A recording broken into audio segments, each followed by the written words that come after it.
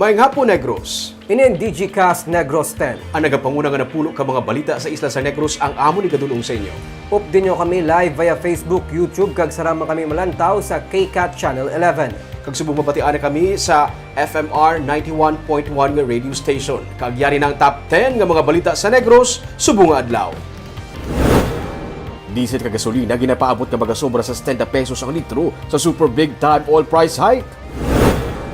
Duha patay, isa pilason sa makabunggo ang auto sa isa ka trailer truck.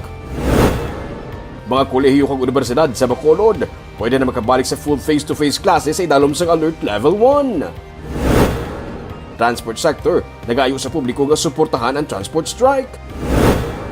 Kag sa good vibes, 73 anyos nga nag-isahanon sa kabuhi, ginpalipay sa mga residente sa iya nga birthday. Inatanan sa DigiCast Negros 10. Sa number 10, Governor Eugenio C. Lacson ang magasuporta kay Senate President Tito Soto sa pagka-vice presidente. Ini kasunod sa desisyon sa Nationalist People's Coalition nga iduso ang kandidatura ni Soto nga chairperson sang partido suno kay Lacson. Ini ang ginkasugtan sang nagligad nga pagsinapol sang NPC. Sang Biyernes ang nagpatigayon sang campaign rally sa Bacolod ang Lenny Kiko nga grupo, gintambungan man sang gobernador. Personal nga sugilano ni Lacson si Senator Francis Pangilinan bahin sa mga desisyon. Kag nahangpan man ini sang senador, bisan pa sa iya asawa nga si Sharon Cuneta. Ginsiling man ni Cuneta suno kay Lacson nga daw kasubong nga amay si Soto sa iya.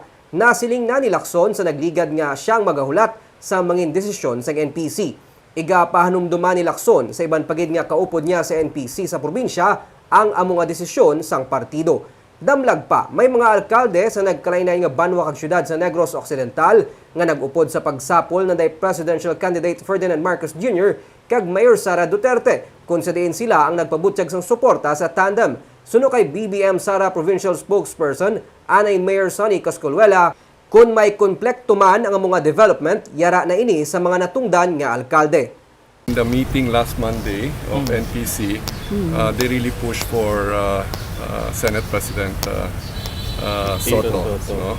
Being an NPC member. So I will have to ask also the other NPC members, especially those who attended that meeting, how is it now?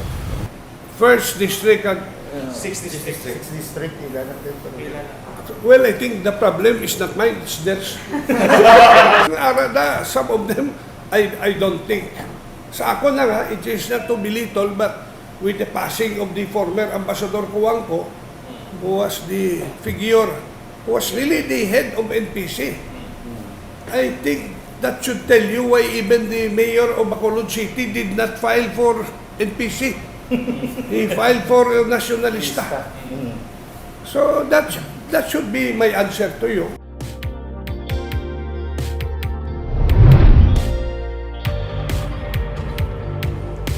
Sa number 9, probinsya sa Negros Occidental magapatuman sa mga tikang aguto mga kinot sa tunga sa pagtimbuok sa presyo sang langis.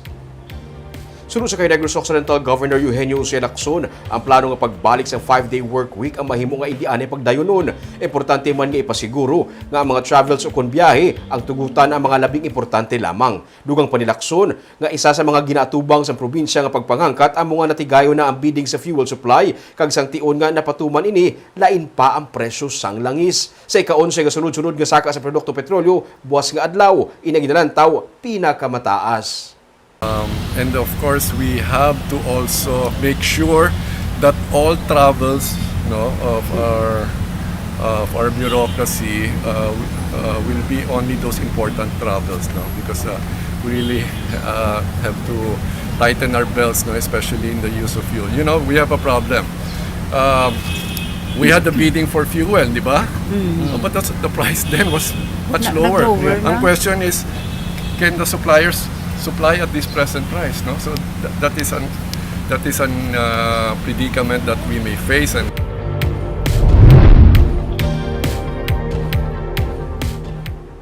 Sa number 8, tigaylo sang house-to-house nga campaign Ang probinsya sang Negros Occidental ang ginalantaw ang pagpatuman sang house-to-house vaccination. Inisuno kay Negros Occidental Governor Eugenio Jose Lacson kasunod sang feedback nga mahina ang pagidog sang vaccination program sa ika-4 nga National Vaccination Days nga ginsakdag.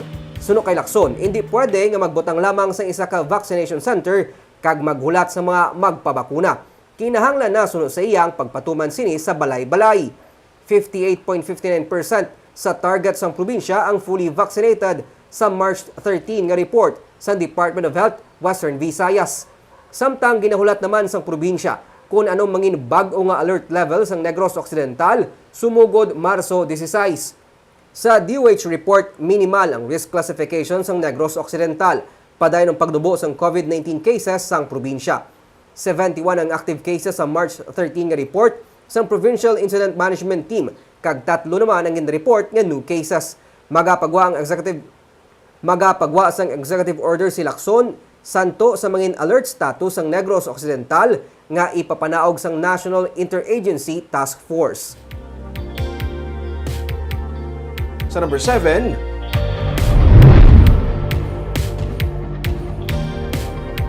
wala gana magpapakuna, malaing nga tiyempo. Ini ang pinalamang sa mga rason kung nga low ang turnout sa bayanihan bakunahan sa Bacolod City.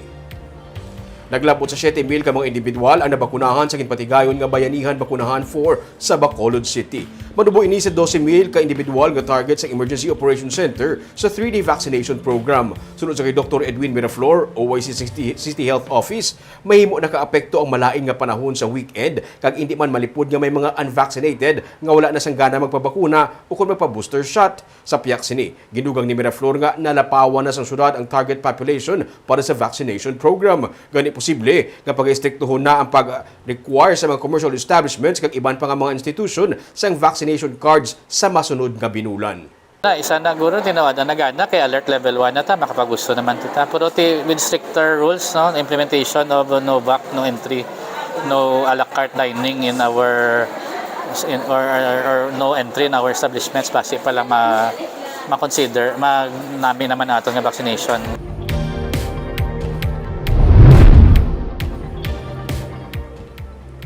Sa number 6, masobra 3 milyon pesos nga balor sang illegal nga droga ang na-recover sa bypass operation sa Bacolod. 5 ka bultos ang ginasuspetsuan Shabu nga nagabugat sang malapit sa tunga sa kilo ang na-recover sang kapulisan sang Sabado sang gabi sa bypass operation sa Purok Kahirop, Barangay Singkang Airport sa Bacolod. Ang na-recover nga illegal nga droga ang ginubulubanta nagabalor sa 3,060,000 pesos. Subject sang bypass si Joey Pistanyo nga isa ka high value target kag damlag na preso man bangod sang kaso may kangtanan sa illegal nga droga. Suno kay Major Jory Puerto, hepe sang Police Station 8 sa Muntinlupa ang source sang suspect kag siyang ginatawgan lang agud kuhaon ang illegal nga droga nga iya ginapakuha sa syudad sang San Carlos. Nagapati man si Puerto nga gikan sa Gwa sang Negros ang supply bangod sa ini ang naputos man sa tibag. Pareho sang na-recover sang nagliligad nga simana nga kinilo nga shabu gikan sa Gwa sang probinsya. Kaso nga paglapas sa Republic Act 9165 ang ipasaka sang PNP batok sa suspect.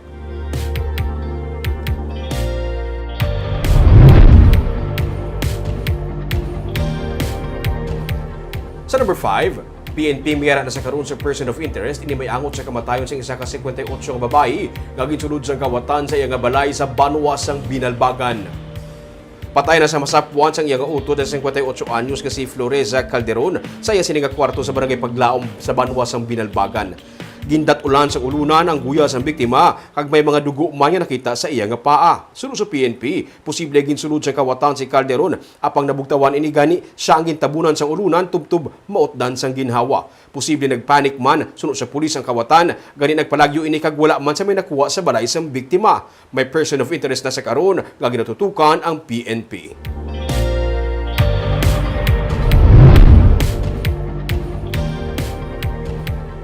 Sa number 4, duhang patay samtang isang pilason sang magbunggo ang auto sa truck sa highway sa Barangay Atipuluan sa Bago City nga ginakabig accident-prone area.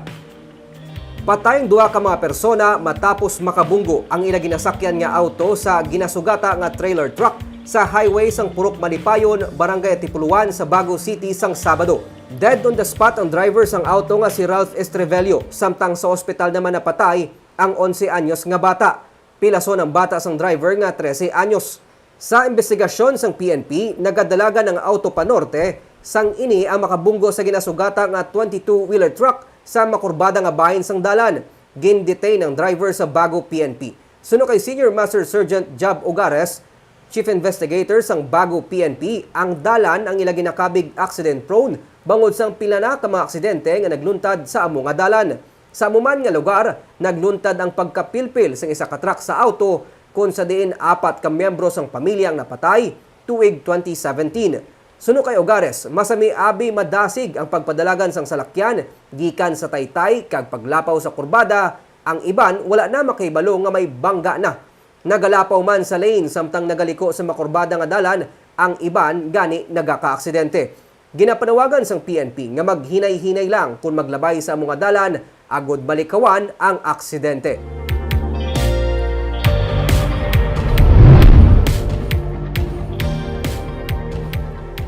Sa number 3, mga kolehiyo kag universidad sa Bacolod City ang pwede na makabalik sa full face-to-face classes sa idalom sa Alert Level 1. Nagatag na sa pahanugot si Presidente Rodrigo Duterte para sa full face-to-face classes sa tertiary schools nga napaidalom sa Alert Level 1. Ganit sunod sa kay Dr. Edwin Miraflor, Officer in Charge ng City Health Office, pwede naman masugdan sa mga universidad kag kolehiyo sa syudad ang pagpatuman sang face-to-face classes sa idalom sang new normal nga wala na ginakinahanglan sang inspection kag approval gikan sa mga natungdan nga ahensya. Sa Sabado, wala sang may na-record COVID-19 case sa Bacolod. Gani kumpiyansa ang pamunuan sa Emergency Operations Center nga magpabilin sa Alert Level 1 ang Bacolod tubtub matapos ang bulan sang Marso. So dapat fully vaccinated ang mga on-campus personnel. Ang mga below 18 years old na students are optional ang vaccination. So although start pa lang man sang rollout, kagadutay pa lang sa 5 to 11 years old na vaccine nga nag-rollout, hindi ta pa mapilit ang mga kabataan. Pag hindi kita magpilit, Sa number 2,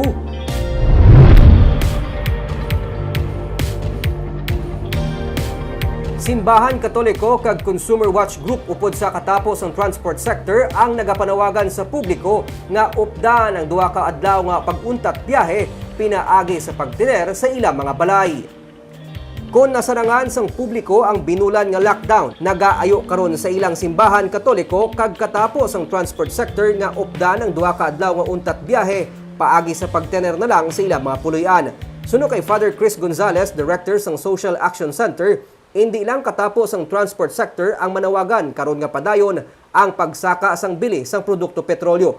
Bangod makaapekto man sa presyo sang mayor nga balaklon, ang pagsaka sang petroleum products dapat man suportahan sang pumuluyo. Ang panawagan angot sa pagsuspend sang value-added tax kag excise tax sa produkto petrolyo. Sa Marso 21 kag 22 magatalana sang 17 ka rally centers ang transport sector nga pagaupdan sang labor sector kag consumer group amuman sang Social Action Center. Pero ang lockdown ni nadogin kan tulad lang sang natabo sa aton sang COVID nga wala nang guwa at least ang pangapay lang this 2 days lang nga daw lockdown man. No? Kag sa numero 1 sa mga balita, subong nga adlaw.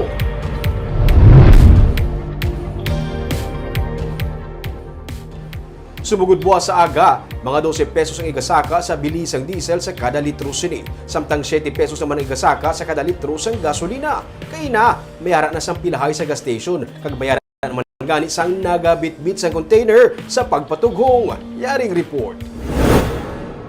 Las 11 sang aga, amo na sini ang sitwasyon sa sini nga gas station sa may Bacolod East. May amat-amat na nga pilahay. Sunod sa mga pump boy, mga pasado las 9, may pagdamo na sa mga nagapatughong, mga truck, motor, tricycle, kag mga private vehicles nagapila.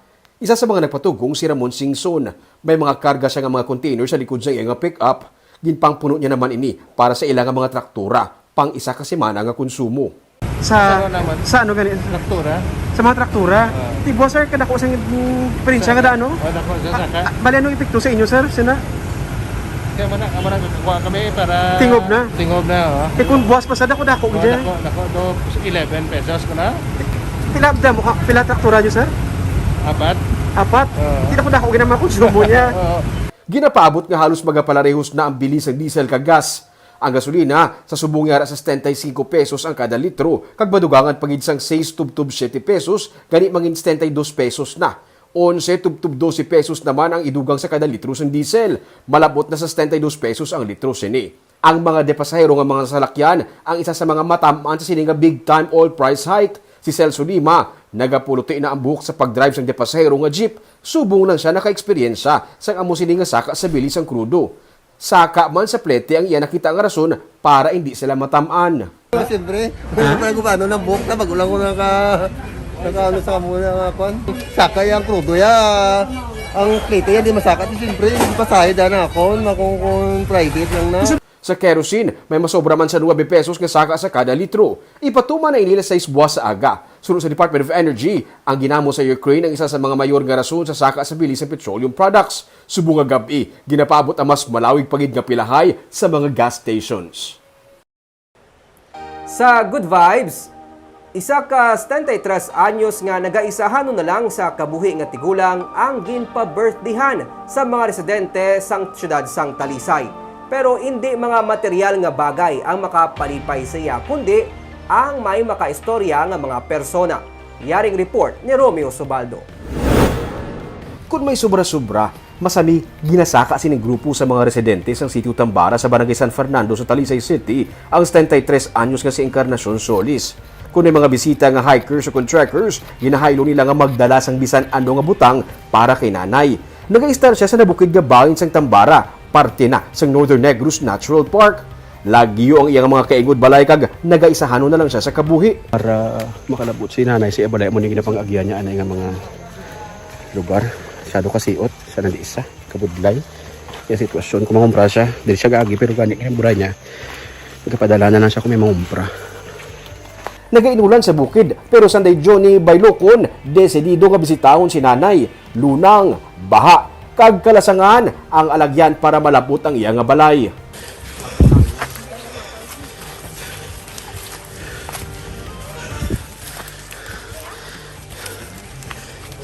Hindi na madula dira ang alimatok.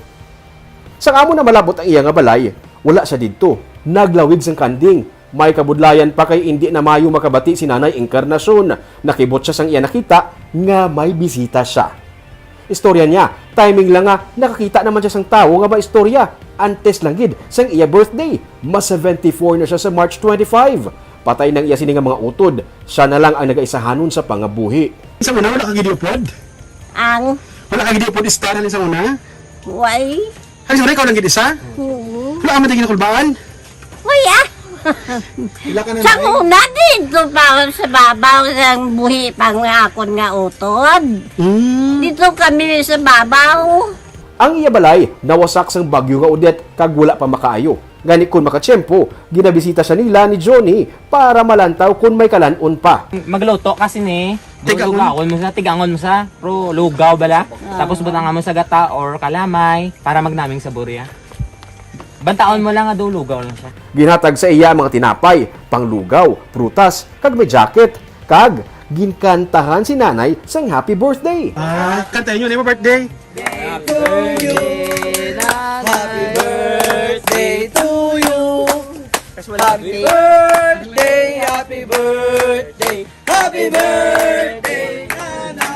Way kita sing madala niyo. Kami may dala para sa imo.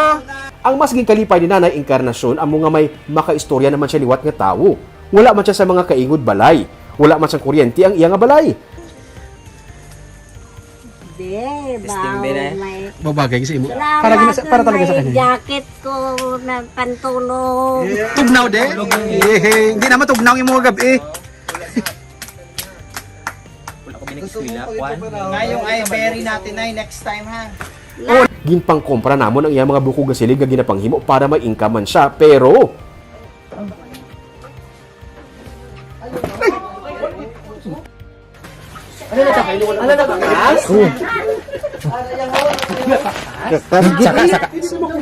Siya diretso ka lang. Ala, hindi na siguro kasaka.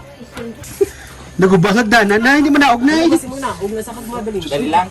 Ano na obrahon ta anay. Bertali ako tatay. Wala Gindisponihan na lang anay ang iyang hagdanan kay wala man sa mga martilyo o kun lansang. Parawagan sa ila grupo, basi may makadonate sa construction materials kag vitamins kay nanay.